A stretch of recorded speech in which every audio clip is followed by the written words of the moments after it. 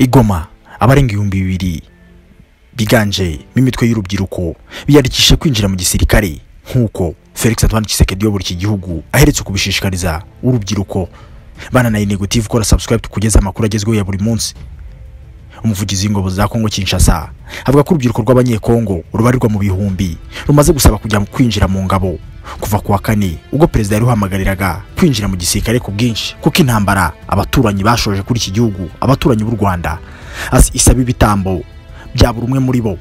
Mu kiganiro n'abanyamakuru kuwa gatandatu umuvugizi w'ingabo za Repubulika na Demokarasi ya Kongo FARDC General Sylvain Ekenge yavuze ko ibikorwa byo kwinjiza urubyiruko mu gisirikare ubu birimo kubera mu murwa mukuru Kinshasa n'Igoma mu burasirazuba bw'iki gihugu. Ni mu gihe amakuru ava mu masesenguzi wa politike muri aka karere avuga ko umujyi wa Goma wegeranye n'u Rwanda ushobora gufatwa n'uyu mutwe wa M23 umaze iminsi mike bigaruriye Rucuru na Namugenga byegeranye na Goma. Muri icyo kiganiro Sylvain Ekenge yari ari kumwe na minisitiri ushinzwe gutangaza amakuru akaba n'umuvugizi wa leta Patrick Muyaya. General Ekenge yagize ati abarenga 2,000 bamaze kwiyandikisha Igoma honyine ahatari ibiro bikuru bya gisirikare. General Ekenge yavuze ko hari ibigo by'ijonjora cyangwa cellule de sélection aho bitari naho bikazongerwa amatsinda y'abasirikare yo gukora iryo jonjora. Yavuze ko abajya mu gisirikare ari urubyiruko rw'abasore n'inkumi rufite kuva ku myaka 18 kugera kuri 25 rw'imyitwarire myiza n'ubuzima bwiza ku mubiri no mu bitekerezo ndavuga mu mutwe, ndetse rukaba rwarize nibura imyaka irenze 2 mu mashuri abanza. Muri iki kiganiro umunyamakuru yabaje General Ekenge impamvu igisirikare cy'igihugu kimaze iminsi irenga 150 ndavuga amezi arenga 4 kitarashobora kwisubiza umujyi wa Bunagana wafashwe n'umutwe wa M23 bivuga ko ufashwa n'u Rwanda. Yasubije ko FARDC itari kurwanira ahari abaturage kandi inshingano yayo ya mbere ari ukurinda abaturage. Ati twasubiye inyuma by'amayeri y'urugamba mu kwirinda impfu z'abaturage zitari ngombwa. Yavuze ko mu 2012 ubwo umutwe wa M23 wari wanafashe umujyi wa Goma, ariko ko nyuma y'umwaka urenga mu kwezi kwa 11 mu 2013 umutwe wirukanywe muri uwo mujyi, mu gihe bizwi ko uyu mutwe wa M23 washyize intwaro hasi ukarekura umujyi wa Goma. Ati nta santimetero n'imwe izasigara iriho inkweto z'umwanzi M23. Minisitiri Muyaya yabajwe n'ibi biganiro bisabwa n'ibihugu byo mu muryango wa Afrika y'Iburasirazuba EAC bizanatumirwa mu mutwe wa M23. Mu gusubiza yabanje kuvuga ko icyavuzwe na EAC ari biganiro bihuriweho cyangwa dialogue inclusive. Avuga ko kugira ngo M23 ibe yabijyamo ari ukibanza kuva ahantu hose yafashe ikabona kuza mu biganiro. Yanabajijwe ku bufasha buvuga ko leta ya Uganda iha umutwe wa M23, asubiza ko ibyo birimo gukorwaho iperereza. Mu ijambo yagejeje ku gihugu cye mu ijoro ryo kuri uyu wa kane, Perezida Felix Antoine Tshisekedi yongeye gushinja u Rwanda gufasha umutwe wa M23 ruho abantu n'ibikoresho. Mu kiganiro cyo kuri radio ya BBC Focus on Africa cyo kuwa gatanu, umuvugizi wa leta y'u Rwanda Yolanda Macron yavuze ko amagambo ya Tshisekedi yo gushishikariza urubyiruko kwinjira mu gisirikare ku bwinshi ari ukwikundisha ku baturage guciriritse kandi ko guteje ibyago. Yanavuze ko ari amayeri yo mu matora ateganyijwe umwaka utaha wa 2023. Yolanda Macron usanzwe ari umuvugizi wa leta yahakanye avuga ko leta y'u Rwanda idafashe M23, avuga ko imyinshi mu mitwe muri Kongo mu by'ukuri yatangijwe inaterwa inkunga n'abanyapolitike b'abanyekongo. Avuga ko Kongo Kinshasa idakwiye kugerageza kwegeka ibibazo byayo ku bindi bihugu mu gihe yananiwe guha umutekano abaturage bayo. Ariko kuri BBC Focus on Africa radio, Minisitiri Muyaya yashinje u Rwanda gushaka gutuma ikije cya Kongo gikomeza kutagira umutekano kugira rushobore gukomeza ubusahuzi bw'umutungo w'amabuye y'agaciro yarwo nkuko mu myaka 25 rubikora. M23 ubu igenzura ibice bitandukanye byo muri territoire ya Rucuru mu ntara ya Kivu ya ruguru birimo umujyi mukuru w'intara n'ikigo cya gisirikare kinini cya Rumangabo. Hari ubwoba bwinshi kizinyeshyamba zishobora gukomeza zigana Igoma mu murwa mukuru w'intara ya Kivu y'amajyaruguru mu birometero 70 uvuye Rucuru aho ruri. Aho ziri kuri ubu ngo ni mu gihe Igoma kandi mu rubyiruko rurenga 2,000 rwamaze kwiyandikisha abarenga 100 batangiye ikosi rya mbere ryo kujya guhangana na M23 no kurwanya u Rwanda. Urubyiruko babarirwa muri 800 b'Igoma ho mu ntara ya Kivu y'amajyaruguru batangiye imyitozo yibanze ya gisirikare yo kurwanya umutwe wa M23 n'u Rwanda nkuko babishishikarijwe na Perezida Felix Antoine Tshisekedi w'iki gihugu.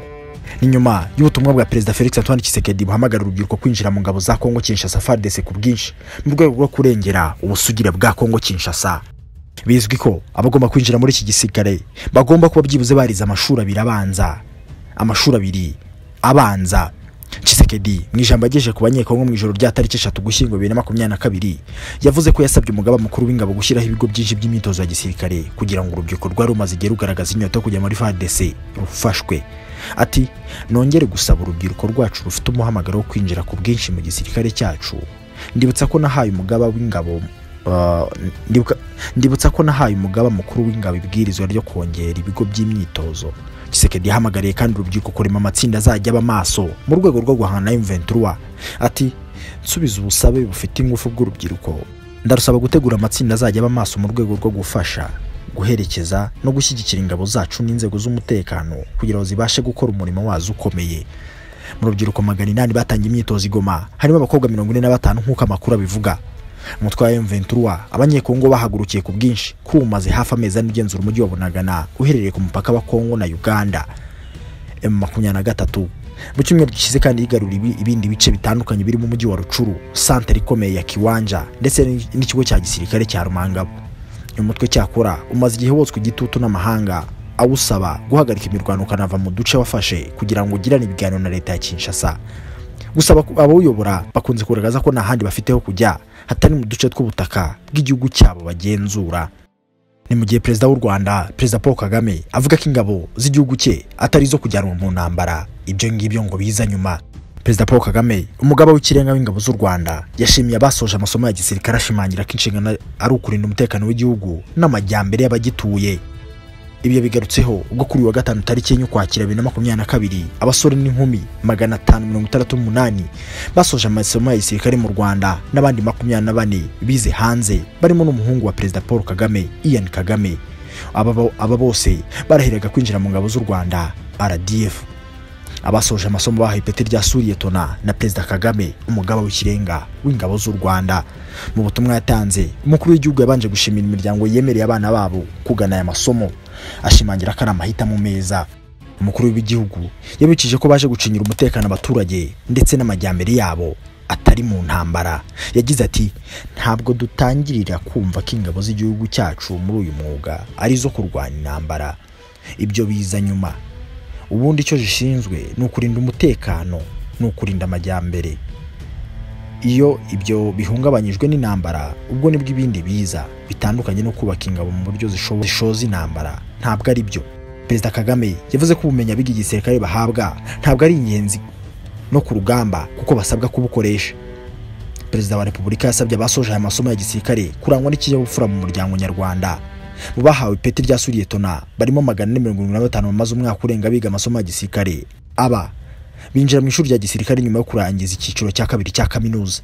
Ni mu gihe kandi ku rundi ruhande General Peter Elweru wo mu ngabo za Uganda yaburiye umutwe wa M23 kushobora guhura n'ibyago bikomeye.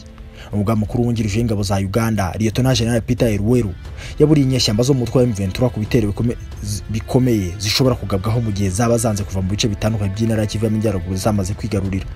General Elweru yabikomoje kuri wa gatanu yahuraga n'abahagarariye umuryango w'ubumwe bw'Uburayi ku cyicaro cya Minisiteri y'Ingabo ya Uganda Imbuya. Yagize ati kuko tubibona M23 igomba gusubira mu birindiro byayo bya mbere kugira ngo ibiganiro bibashe kuba.